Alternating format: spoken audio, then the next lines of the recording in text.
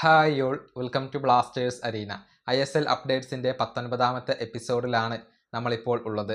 കുറച്ച് അപ്ഡേറ്റുകൾ നമുക്ക് ലഭിച്ചിട്ടുണ്ട്, അത് നമുക്കൊന്ന് പരിശോധിക്കാം. ഒന്നാമത്തേത് ലൂയിസ് ടരേസുമായി ബന്ധപ്പെട്ടതാണ്. കഴിഞ്ഞ സീസണിൽ ഇന്റർ കാശിക്ക് വേണ്ടി കളിച്ച വിദേശ ഗോൾ കീപ്പറാണ് ലൂയിസ് ടരേസ്. ഇദ്ദേഹം ക്ലബ്ബ് വിടുകയാണ്. വിയറ്റ്നാമിലെ ടോപ്പ് ഡിവിഷൻ ക്ലബ്ബുമായി അദ്ദേഹം ചർച്ചകൾ നടത്തുന്നുണ്ട് എന്നാണ് റിപ്പോർട്ടുകൾ ചൂണ്ടിക്കാണിക്കുന്നത്. ഇനി രണ്ടാമത്തെ താരം അത് മലയാളി താരമായ മുഹമ്മദ് സനാനാണ്. ഈ താരം നിലവിൽ ചർച്ചിൽ ബ്രദേഴ്സിന് കൈമാറ്റം ചെയ്യപ്പെട്ടിട്ടുണ്ട്. എന്നാൽ ഒരുപാട് ടീമുകൾ സനാന് വേണ്ടി ശ്രമിക്കുന്നുണ്ട്.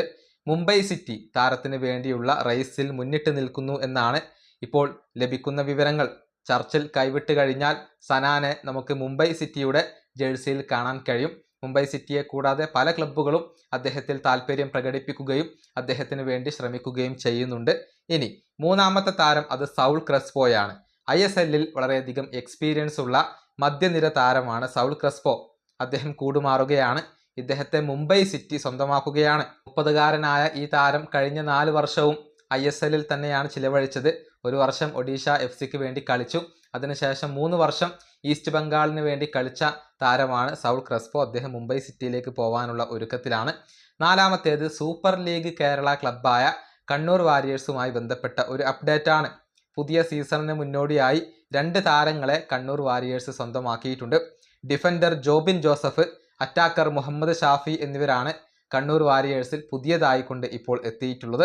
ഇനി അഞ്ചാമത്തെ താരം അത് ലാൽ ബിയാക്ലിയാന. ശ്രീനിധി ഡക്കാന് വേണ്ടി ഇതുവരെ കളിച്ചിരുന്ന യുവതാരമാണ് ലാൽ ബിയാക്ലിയാന. അദ്ദേഹത്തെ ഗോകുലം കേരള ഇപ്പോൾ സ്വന്തമാക്കിയിട്ടുണ്ട്. അക്കാര്യത്തിൽ പ്രഖ്യാപനം വന്നു കഴിഞ്ഞു. 22 വയസ്സുള്ള ഈ മുന്നേറ്റ നിര താരം ഐ ലീഗിൽ അത്യാവശ്യം എക്സ്പീരിയൻസ് കൈവരിച്ച ഒരു താരമാണ്.